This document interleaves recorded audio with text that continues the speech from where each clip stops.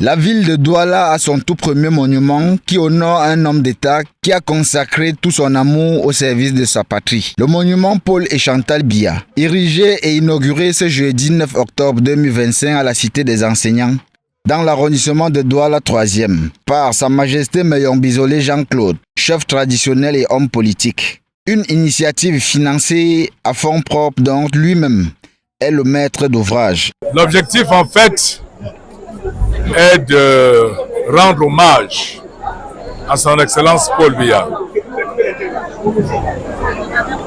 Notre objectif, c'est de magnifier quelqu'un.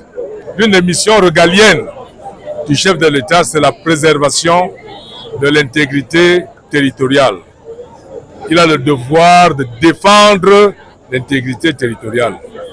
Et à travers ces actes-là, la défense du nord-ouest, du sud-ouest, la défense de Bakassi, il a défendu l'extrême nord de toutes ces velléités de Boko Haram. Il a défendu la région de l'Est de Serika. Nous pensons que c'est quelqu'un qui mérite le prix Nobel de la paix.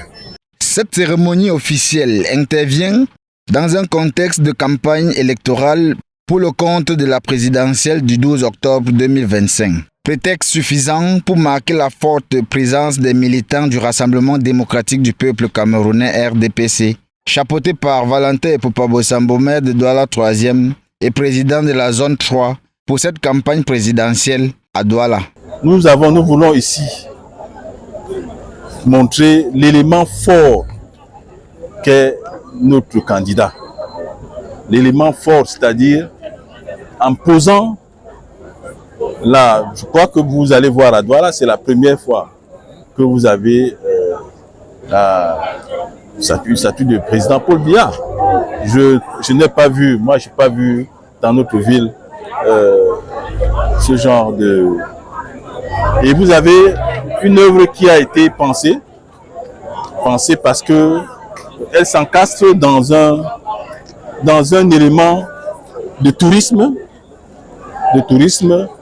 qui fera de cet endroit un endroit très fréquenté. C'était une occasion pour le responsable politique de passer le message de confiance et de soutien sans faille à son Excellence Paul Biya. Ils sont désormais à Douala, à la Cité des enseignants, pour illustrer le véritable vivre ensemble.